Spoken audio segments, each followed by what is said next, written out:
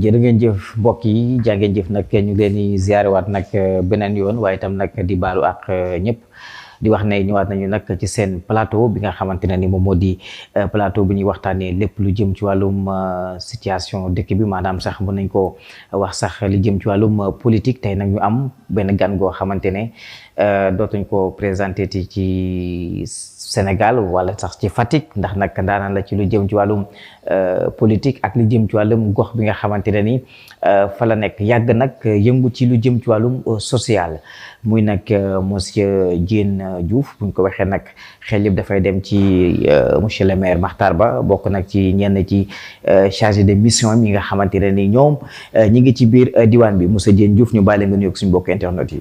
Bécaye maa ngi lay fay bu baax di la sant aussi di am nag mbégte aussi teew ci émission bu mel nii di nuyu waa Fatick yëpp di nuyu waa Sénégal di nuyu internet yi nga xam ne aussi ñu ngi ñuy suivre sur Mindiss TV. di nuyu en l'occurrence sama mentor et responsable politique monsieur Makhtar Ba.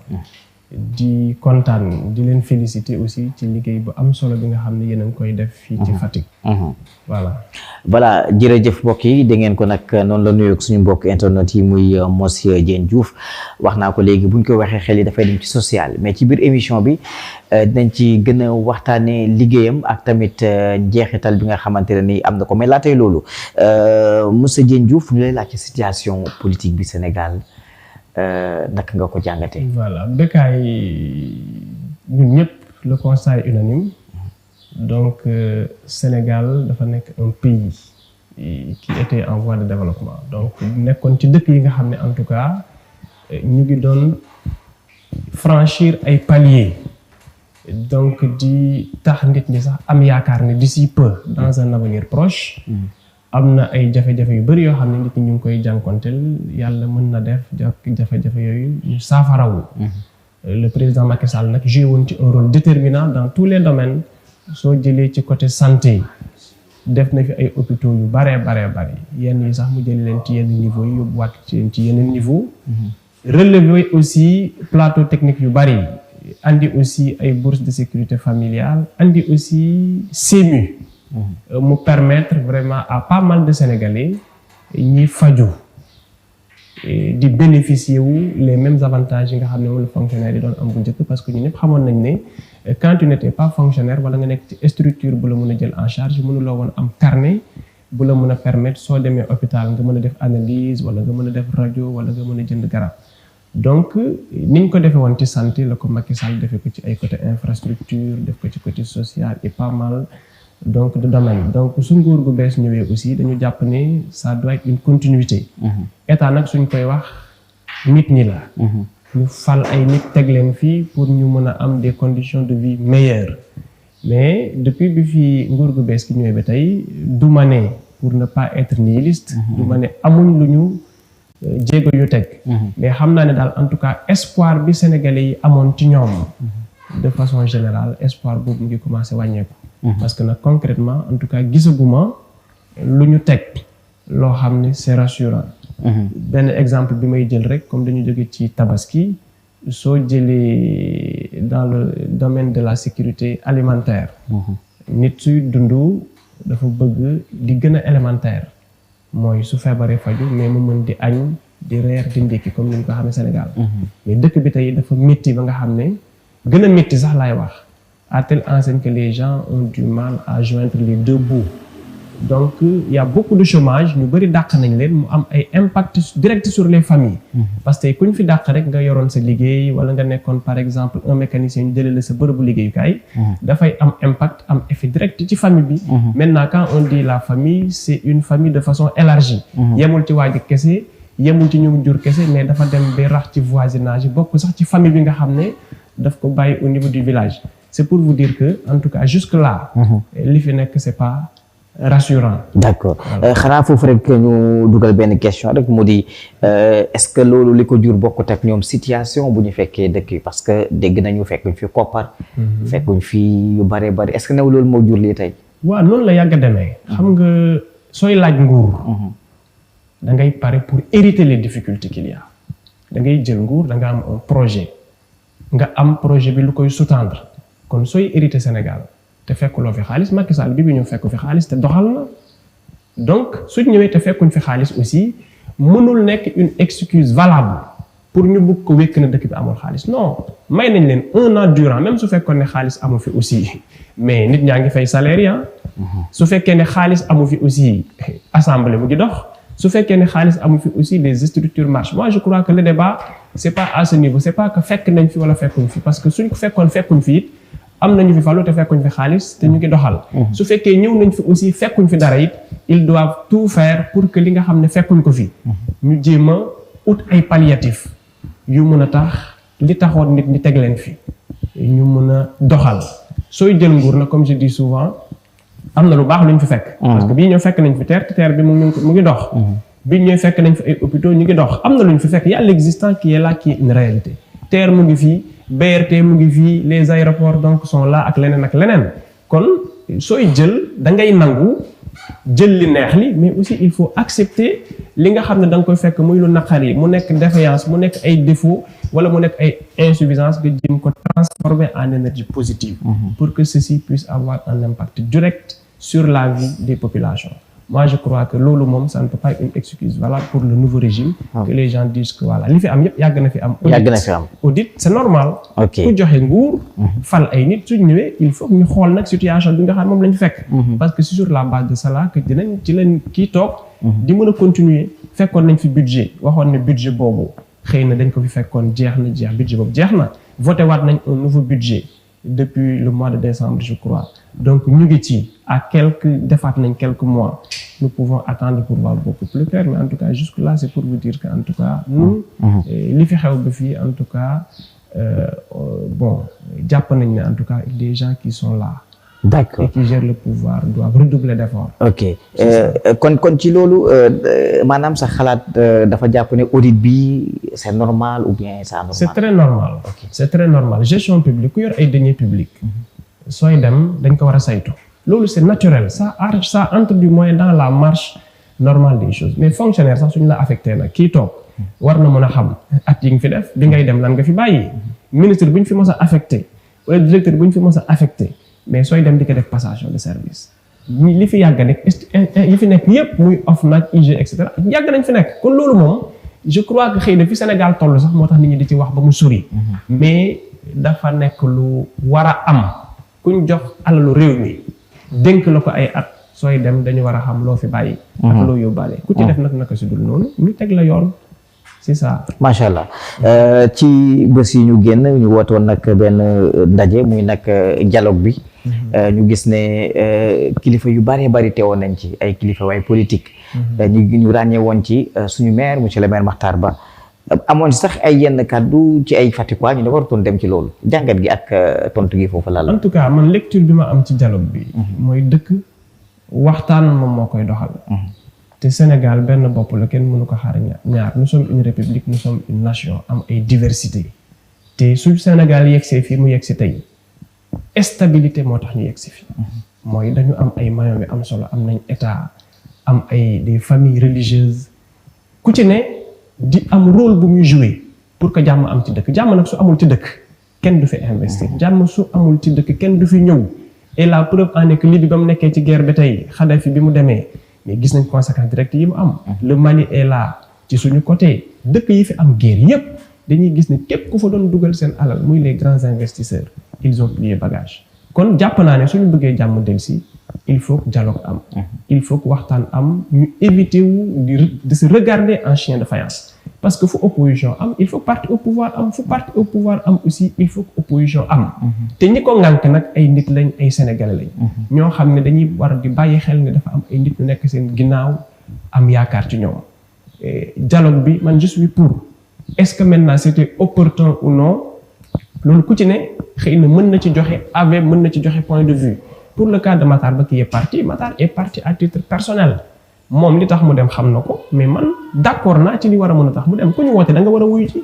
moi je suis même contre le fait que pourquoi c'est pas parce que Sonko bi mu nekkee ci opposition bi que Macky Sall daf ko convier à un dialogue il avait refusé de venir que su convier au président Macky Sall et à son parti les gens ne doivent pas y aller non c'est un dialogue waxtaan la wa dem ci dialogue taxul nga bokk fa dem ci dialogue taxul ñu convaincre la dem ci dialogue c'est pour juste nga andi li nga xalaat su fekkee ne am nga gis-gis boo am ci dëkk bi su fekkee ne am na lu nekk ci yow loo xam ne tu n'avais pas le cadre pour mun ko exprimer wax ko Sénégalais yi je crois que c'était un cadre idéal pour que symbiose bi am keroog nit ñi mën a daje waxtaan ñu dépasser yenn yi nga xam ne dafa bokk ci li yàq dëkk bi donc Matar man jàpp naa ne suñ ko invité en tant que Sénégalais war na fa mën a teew ku ci ne nag nit ñi nañu éviter du juger ay doomu aadama parce que il faut se mettre à la place de la personne. d'accord nga mën a xam li tax ak raison yu ko war a mën a pousser ci dialogue mu dem. monsieur Diène Diouf tey moom la ñu dalal tey ci suñu plateau bi leen wax nag mu bokk ci chargé de mission bu monsieur le maire Makhtar Ba waaye itam di fàttali ne moom mu di candidat tamit ci mairie bu Diouroup loolu tamit foog ñu leeral ko mais loolu dinañ ci gën a andi ay éclaircissement léegi ne ci kanam dañu ñëwaat ci monsieur le maire Makhtar Ba léegi boobu ba léegi tekkaaral bi bëri na est-ce que amul benn mbir bi muy waajal Sénégalais yi wala loo xamante ne ni tey mu ngi ko bugg a andil muy loo xamante ne nan na bett ñëpp wala daal c'est quoi exactement. en tout cas bi fii. ci li ma leen mën a wax mooy Makhtar Ba est dans l'APR. ok donte nag mu ngi ci ak difficulté parce que soo nekkee ci suñu parti bi comme je dis souvent li ñu tardel ñun Macky Sall a abattu un travail remarquable dans ce pays là boo xam ne sax gëw ma ne nit mën na fi def sax lu ko raw waaye xam naa ne dootul yomb. mais nous sommes dans un parti qui a un problème d'organisation suñ parti bi li ko yàq mooy xeexante c'est-à-dire ku ci ne li nga mérité en réalité duñ la ko jox c'est ce qui travaille à la base qui abattent un travail remarquable tax parti bi taxaw ces gens-là n'ont jamais été récompensés ces gens-là pour la plupart n'ont pas de considération au sein du parti donc Makhtar Ba c'est normal que mu taxawee nii parce que soo bokkee ci parti ñun ñëpp xam nañ ne parti Macky Sall bii ñu bokk Makhtar Ba def na ci rôle bu am solo donte nag Macky Sall jox na ko mairie Fatick donte Macky Sall jox na ko mu nekk ministère des sports pendant des années mais fañ ko tegoon mu nekk au ministère des sports sénégalais yi d'accord nañ ne nekk fa woon yaafus donc lu mel noonu su amee nga nekk dans un parti politique ñiy def ay élections législatives investir wuñ la mën naa ne sax pratiquement consulter wuñ la tout ce qui se fait derrière toi et contre toi. mieux encore ñi installer le directoire national ak Makhtar Ba li mu tekki Fatick ak li mu def ci au niveau national ñu mën a installer le directoire national tànn ay nit ñoo xam ne ci ginnaawam lañ nekkoon nekk sax ay militants am ñu mën leen boole ci directoire national boole wuñ ko man des fois su ma gisee posture Makhtar Ba dama ci d'accord parce que nag Makhtar Ba nit la comme nit ñëpp. kon tekk-tekkaaral bi politique Makhtar Ba a des ambitions maintenant. xëy na tekk-tekkaaral bi nag loolu xëy na. moom moo xam li tax mu def ko. mais que les Fatickois soient rassurés. qu'il est dans le parti. Il n'y a jamais eu de négociation avec le PASTEF. Il a donc juste été convié au dialogue et il a répondu à cet appel-là. Donc loolu en tout cas moom laa ci mën a wax mais tekk-tekkal bi moom xëy moo tànn silence boobu rek. silence boobu moom moo ko tànn wax nga léegi ne bon peut-être yu bëri bu ñu koy def duñu laajte xalaatam comme genre ignorance je pense bien mun naa utiliser mot boobu noonu. Effectivement. voilà loolu gisoo ne mun na jur leneen ci diggante monsieur le maire Makhtar Ba ak ci biir parti APR. mais su ko waa parti bi nangoo xam nga un parti pour mu dund dox. dañ war di yokk waaye waruñ wàññi. te dafa am nag luy pousse nit gis nga nit soo laalee dignitéem nga laal ko nit da nga koy jox li mu mérité mais doo ko jéem a néewal doole. Makhtar Ba qui ne fait pas partie du directoire national qui n'a pas été choisi ça c'est un affront même su ko Makhtar Ba nanguwuloon sax quel que soit ce que les gens peuvent dire ñi ànd ak moom duñ ko nangu.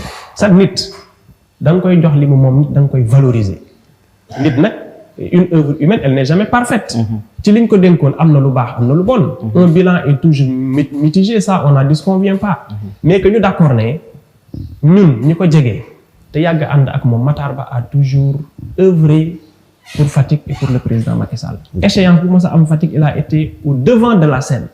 nangu ci lu ci kenn nanguwul def ci sax lu ci kenn deful mais s'il y a des guéguerres les gens qui font tout pour l'écarter mais c'est le parti qui perd. parce que Makhtar Ba su génnoon APR it c'est l'APR qui perd on est dans une situation où nit ñi feneen la ñuy dawali que di ñëw ci ñun kon suñ amee ku mel ni moom dañ ko war a sàmm. garder ko et notre souhait est que les gens se retrouvent autour de l'essentiel. et que ku ci ne cër bi nga moom ñu delloo la ko. moi je suis pour ça. et je pense bien que ñi mos a dund loolu yëpp tey mën nañ dem ak seen parti bopp je pense bien. évidemment nit suñ la poussé à la sortie mais à la longue da ngay dem defe sa yëfu bopp. yeggaguñ nag ci stade boobu xaw ma ndax dina ko def wala du ko def. mais ça c'est ma lecture personnelle, ça c'est ma conviction. man soo dee su ma nekkoon Matar Ba yëpp ñu may néewal doole ci parti bi ma bokk. ak li ma fi def yëpp yàlla rek moo fi ne bi ñu ko defee Macky Sall dafa génn. Macky Sall gënul Matar Ba. nit la ko moom kon nit da nga koy may da ngay créer conditions yi mën a tax mu mën a toog ci bërëb bi nga xam ne foofu nga bëgg mu toog et ça moi j'impute directement la responsabilité au président Macky Sall, pas aux membres et aux sympathisants et aux responsables qui sont dans le parti. Merci beaucoup monsieur Diène Diouf ñu ñëw ca nag ci social yi parce que Fatick moom bu ne Diène Diouf ñëpp seen xel day dem ci social. parce que social yi bëri na gars yi luñ lay solliciter également ci seen événement c'est trop. amaana loolu am na njeexital. voilà Bécaye xam nga kuy def politique. da ngay li jiitu mooy li may tout le temps rek quand tu fais de la politique da nga war a am ay ambition yu sori. moom mooy tax ngay góorgóorlu moom mooy tax looy def xeeb ko. te ci fi ñu ne dafa am luy sous-tendre développement. sànq dama la wax ne nit ñi suñuy dund dañu bëgg le minimum mooy ngay añ reer ndekki soo feebaree ngay faju loolu nag mënuñ ko am tant que dans ce pays là atteindre ñu autosuffisance alimentaire tant que mënuñu bay dundee. ñi importé muy jóge feneen dafay nekk ay jafe-jafe kon li ci war a tegu mooy nguur gi góorgóorlu ba nga xam ne dafay alléger un peu le panier de la ménagère ce qui n'est pas évident tey les conditions de vie sont extrêmement difficiles dans ce pays là donc bi ñu demee ba gis ne dafa difficile charge yi bari na te tabaski nekk fetu jullit fet boo xam ne nit ñi dañ ko jox gëdd jox ko solo ku ci ne bëgg a mën ci biir bëgg a mën ci biti bëgg a yor njaboot gi ñu jàpp ne ñun avec tout ce que la politique a fait pour nous avec tout ce que Diouroup a fait pour nous Diouroup moo tax tey ñu yegg si fi ñu yegg si ginnaaw yàlla Diouroup moo tax ñu xam ñu Diouroup moom moo tax ñu dugg ci politique am envie pallier à un déficit mooy dañuy génn gis lu amul ci suñ commune ñu bëgg a fexe ba loolu mu am te commune boobu suñ commune nag suñ waxante dëgg rek social daf fi xaw a sooxe parce que au regard de ce que font les autres communes da ngay dem ci ay communes les gens donnent des bourses chaque fête de tabaski ñu dimbale néew si doole yi def ko jox ko délégué de quartier yi wala les chefs de quartier ñu cibler les familles les plus démunies au-delà de loolu da ngay gis ay nit di jënd ay xar di joxe ñeneen ñi jël li ñu am donc nous on a jugé nécessaire que Diouroup les Diouroupois ne devraient pas être orphelins de ça moo tax ñu jël ci lu ñu am vu ce que cette commune a fait vu ce que commune bi fi mu yóbbu ñu jàpp ne ci li ñu am ak ne war nañ ko bokk ak ñoom en tout cas nous l'avons fait de façon naturelle nous avons fait aussi de notre mieux pour que même si c'est pas à 100% à 80 wala à 70% beaucoup de villages des populations là ont été aidés loolu nag benn étape la parce que kuy wax politique da ngay wax développement kuy wax politique da ngay wax social kuy wax politique da ngay wax économie kuy wax politique da ngay tudd santé kuy wax politique da ngay tudd infrastructure ñun nag bu ci mënti nekk rek ñun am na luñ ci xalaat am na yéene buñ ci am na mébét buñ ci am soo demee Diouroup amuñ radio échographie les femmes de Diouroup pour la plupart suñu nekkee en état soit ils viennent à Fatick soit ils vont à Thiadiaye mais loolu difficulté bu métti la. mu nekk difficulté boo xam ne ñun. bokk nañ ci ñi koy jooytu di wax doomu Diouroup yëpp ku ci mën a jàpp mu jàpp ci afin que notre commune puisse disposer d'une radio pouvant permettre à ces femmes-là qui font des kilomètres pour aller à Fatick ou bien pour aller à Thiadiaye de rester à Diouroup loolu benn la ci sur dans le domaine sanitaire. beneen bi mooy le plateau sanitaire. doit être relevé. Diouroup n'a pas de corbillard. tey doomu aadama su génnee àdduna dañ ko war a ormal loolu yëpp dafa bokk ci ñun ci suñu projet dafa bokk ci yi nga xam ne gis nañ ne lu fa amul la te dañ jàpp ne war na fa am nga jël le côté agricole Diouroup dafa nekk ci route nationale bi am une position géographique bu mun a permettre nit ñi jënd di jaay moo tax tey su mango ñoree da ngay gis oto yi dañuy escale Diouroup jënd dem su nekkoon ci biir àll bi duñ ko mën a def kon Diouroup am na suuf Diouroup am na ndox bu neex bu mën a tax cette production là non seulement ñu yokk ko mais ñu gën a diversifier au-delà des mangues ñu am yeneen culture yoo xam ne dinañ ko mën a def pour que Diouroup soit un peu à l'image de Sandiara. loolu nag pour mu am il faut que ñu gën a moderniser les pratiques agricoles mais pour ñu moderniser ko il faut que ces gens soient formés. Il faut que ces gens soient accompagnés, il faut que les moyens suivent pour que Diouroup puisse émerger à l'image des autres communes. Donc ni ñu ko waxee ci agriculture. De la même manière mën nañ ko wax ci éducation. Chaque année nous payons pour des fils de Diouroup. Gratuitement nous payons pour certains Diouroupois qui n'ont pas de moyens, on les amène à Dakar. Dans des écoles au-delà des bourses, nous payons toute l'année pour qu'ils puissent se former. De la même manière, nous le faisons pour certains élèves au niveau de l'école de formation de Diouroup. Nous faisons aussi ay jeunes ñu jàng. Donc c'est pour vous dire que suñu yéene dépassé na sax cadre mairie. Les gens parlent d'une mairie parce que dañu jàpp ne xëy na quand su fekkoon ne yàlla def na nga nekk maire.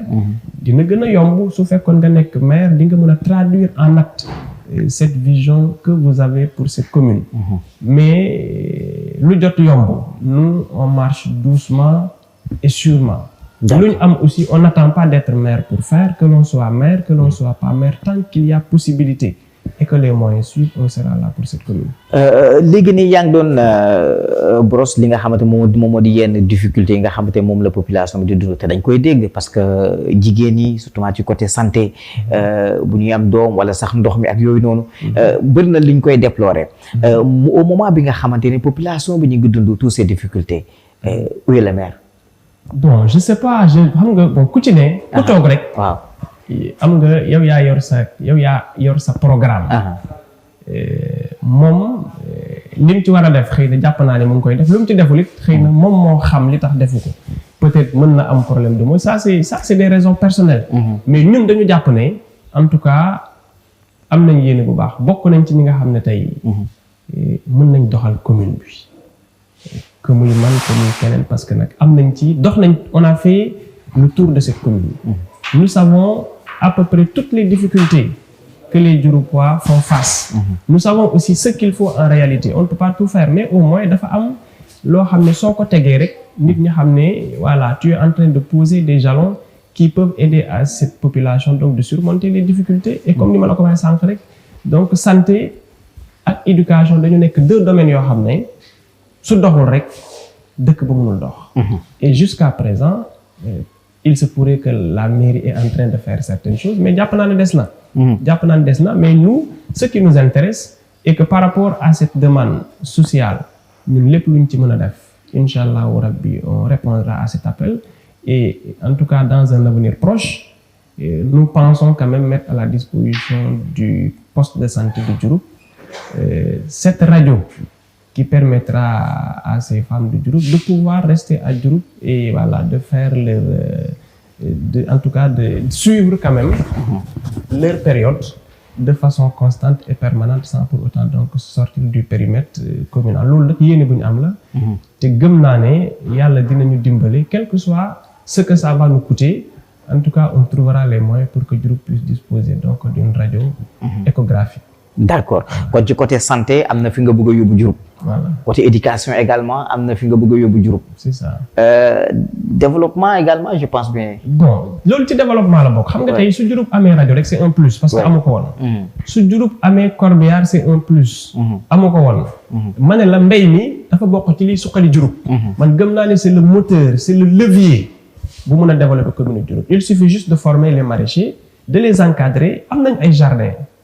Mais amuñu moyen ñi amuñu ndox ñi ils sont pas bien formés parce que suñ la formé wul ci technique mbay da ngay xaw a am ay jafe-jafe di nga bëgg a béy mais rendement yi nga war a am doo ko am et je crois que tey l'État a formé pas mal de jeunes yoo xam ne ñu ngi génn ñi ay école Kédougou ñi ñu ngi génn feneen qui sont bien formés et qu'on pourrait utiliser des fils de Diouroup même yoo xam ne tey mën nañ leen utiliser afin que ñuy suivre tous ces maraîchers quand les moyens seront à notre disposition. Maintenant, comme ni ma la ko waxee sànq rek rajo duñ ci xaar loolu les maraîchers aussi nous avons prévu de les regrouper et première étape c'est de faire une formation. Deuxième étape maintenant c'est de discuter avec les gens qui sont au niveau étatique pour qu'ils puissent leur venir en appoint pour que au moins benn épine bi ñu mën ko dindi liñ ci mën a def ñun ñu def ko li ci état mën a def mu def ko si on a des partenaires aussi qui peuvent les aider aussi tant mieux mais c'est pour vous dire que en tout cas la vision elle est là, elle est claire et nette ñun li ñu bëgg a def ci Diouroup amul dara luñ ciy làmbatu parce que dañ koy dund comme ñoom niñ koy dundee parce que fii la ñuy yeewoo chaque jour c'est ça. D'accord donc soit plus clair parce que li ñu bëgg ci Diouroup am na ñu ngi seetaan peut-être mënaguñu xam monsieur Diène Diouf lan la bëgg réellement. bon comme ni ma la ko waxee xëy na dama ne ñun suñu bëgg-bëgg. waaw weesu na mairie. oui. Quand tu es acteur politique il faut viser haut et loin. et bés bu ma arrêté am ambition jour boobu lay arrêté def politique. man di ma laaj ndax da nga soxla mairie Diouroup sax moi je crois que ça c'est pas une question parce que amul kuñ bëgg a jox mairie wala ñu lay dégg mairie. vraiment nga di ko delloo ginnaaw. dañuy ñaan yàlla na jot ak jàmm. amiin fekk ñu tal ko may ñu wër. en tout cas si les Diouroupois pensent que. on doit être candidat pour cette mairie on le sera. Si les Diouroupois sont prêts à nous accompagner aussi dans cette mission nous on sera preneurs mais c'est pour vous dire qu'on est là et on sera toujours là. Pour cette commune et nous sommes pleins d'ambition et c'est une commune aussi qui a beaucoup de potentialités qui dorment et qu'il faudra réveiller pour accompagner les populations de cette commune. dégg nañ la Diouroup ci ay ci jeunes yi dégg nañ la Diouroup également ci femmes yi ngeen di ci ay formation suba la lay mën a xaaraat monsieur Diène Diouf ci biir Diouroup. bon comme ni ma la ko waxee rek on marche lentement et sûrement dañuy xool les priorités man dama jàpp ni fi ma toll nii au-delà du côté social au-delà de l'accompagnement que je dois faire pour ces jeunes qui ont besoin quand même de s'extérioriser qui ont besoin de se valoriser qui ont besoin quand même de mettre en place des projets au niveau de leur village parce que li ñuy organiser ma ciy dem tout le temps nit ñi am na gis-gis buñ ciy am. ñii suñuy man su may dem ci làmb dans cette commune j'y vais au-delà de la lutte dew ma parce que làmb rek moo tax mu jóg donte làmb développement la parce que c'est un vecteur culturel dafay tax xale yi bëree ñu am ñu ci génn pour bokk suba ci champion yi nga xam ne ñoo nekk ci dëkk bi ñuy valoriser culture mu nekk des moments de rendez-vous mais li gën a tax ñi dem ñi koy organiser pour la plupart dañuy am un objectif précis ils organisent une séance de lutte ils organisent des guitares parce que dañuy bëgg somme yi ñu ciy am recettes yi dañ ciy bëgg a participer pour tabax classe dañ ciy bëgg a defar seen poste de santé dañuy bëgg su nit feebaree ci dëkk bi ñu participer ñun on voit au-delà de ce que les gens pensent demuñu rek parce que dañu bëgg a seetaan lamb demuñu parce que dañuy yàq suñu xaalis non nous savons où nous mettons notre argent moo tax ñuy dem ci lamb moo tax ñuy dem ci guitare moo tax su jeune catholique yi organisé ñu dem moo tax su tabaski jotee aussi ñu dugal ci suñu alal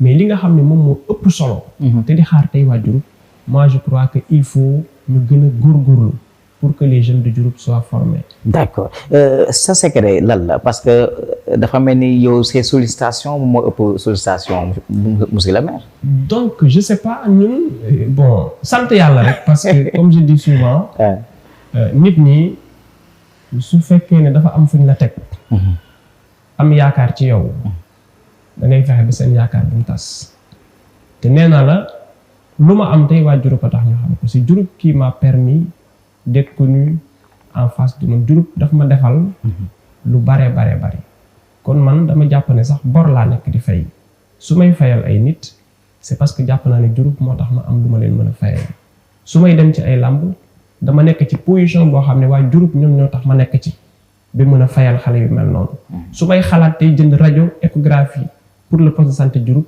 c'est Diouroup qui m'a mis dans des conditions de performance bu ma permettre ma am koppar yu mën a tax ma dugal sama alal ci rajo su may participer ci ay juma di def ay moquette ci ay jàkka c'est Diouroup qui m'a permis quand même d'atteindre ce niveau-là donc il nous faut quand même ñu am ay responsables yoo xam ne dinañ nekk ci niveau boo xam ne pas man kese damay ñaan ñi ma ko nekkee am ñeneen ñoo xam ne nekk nañ ko ci biir commune dafay gën a yomb ci ñun su may def sama morom def ak keneen di def ça sera l'avantage de Diouroup et ça sera l'avantage pour les populations de Diouroup donc de façon générale. D'accord mot de la fin c'est quoi? Voilà sant ñëpp di baalu ak waa Sénégal di baalu ak waa Diouroup di leen dénkaat sama bopp dañ ma adopté teg ma fu sori foo xam ne àdduna mënatul naqari ba ma fàtte lu mel noonu. et challenge bi moom mooy xale yi, surtout cette jeunesse. qui aujourd'hui me porte dans leur cœur, des jeunes qui quand même xaw ma sax en réalité damay toog des fois di wax lan moo tax je suis aimé par cette jeunesse là. donc loolu nag dafa war a tax lu ñu am rek ñu def ko ci commune bi, lu ñu am ñu bokk ak ñoom. di sant nag Mbindis TV bu baax a baax ci invitation bi ñu ma defal. di santaat nag tous mes collaborateurs politiques qui m'ont toujours accompagné depuis des années. Nous avons traversé le désert ensemble et c'est des gens qui sont toujours là. C'est pour vous dire que man li ma jàng ci politique constance def ci bokk, moo tax ma yàgg ci Matar ba mosuma fa jóge. li ma jàng ci politique mooy humilité def ci bopp. soo wàcceewul sa bopp doo maase ak nit ñi du mën a xam seeni difficulté. li ma jàngat ci politique mooy social dafa am solo te nit ñi suñ la ñemewul duñ la mën a diis seen soxla. suñ lay diis seen soxla it nga mun di ci saafara guddi ak bëccëg, suba ak ngoon. mais defal mention spéciale au maire Matar Ba. moom moo ma formé ci politique, moom rek laa mos a am comme responsable politique. lu ma am ci politique aussi dama ko koy santé gërëm ko. ñu am nag une complicité extraordinaire. sant ko, sant tout le cabinet parce que dama jàng ci ñoom. je n'ai jamais fait de politique. Après plusieurs années, si je suis arrivé à un certain niveau, dafa am loo xam ne xaalis mënu ko joxe. da ngay tarbiyu. donc man élève am laa, donc élève bu ko déggal, élève bu ko nangul, élève boo xam ne it xaritam la. te àdduna mënul neex mu naqari wala ba ëlbatiku. ba mën a jaar fii ma jaar fële. moo tax dama koy sant bu baax, sant toute sa famille, sant le cabinet. bi nga xam ne aussi bi ko ñoom laa fekk muy ñoom Pape Diop, ñoom Gadiou, ñoom Mbaye Babou et autres ku ci ne rek tey ci sama formation politique jàpp nga ci bu baax a baax a baax. et jusqu'à présent c'est des gens qui me soutiennent, qui m'accompagnent et qui me donnent des conseils. santaat nag une fois de plus toute la population de Diouroup. sant aussi waa Njuwaar bi nga xam ne moom mooy sama base politique. Njuwaar où tout est parti, Njuwaar qui m'a adopté, Njuwaar qui me soutient et qui continuera à me soutenir. Et aujourd'hui ñun mënuñ dudul taxawaayu responsable politique, aussi bien au Diouroup qu'au niveau de Njuwaar. voilà merci beaucoup. kon nag mbokk yi jërë ngeen jëf nag ñu ngi leen di jaajëfal bu baax a baax di jaajëfal nag suñu mbokk internet yi nga xamante ne ni ñoom ñu ngi ñoon suivre depuis début émission ba léegi. tey nag monsieur Diène Diouf moom la ñu amoon nag comme invité mu nekk nag candidat ci mairie commune Diouroup. kon nag mbokk yi ñu ngi jaajëfalaat ñëpp di ndokkeel ñëpp waaye itam nag di ndokkeel képp koo xamante ne ni yaa ngi doon seetaan nag bi la émission ñu ngi lay jaajëfal bu baax a baax a baax. jotaay yi nag dinañ ci dalal nag suñu yeneen kilifa yi jëm nag ci wàllu politique ngir nag waxtaanee lépp loo xamante ne ni moom moo di situation dëkk bi ak tamit taxawaay bi ñu am kenn ku ci nekk ci sa gox. mbokk yi jërë ngeen jëf jaa ngeen jëf.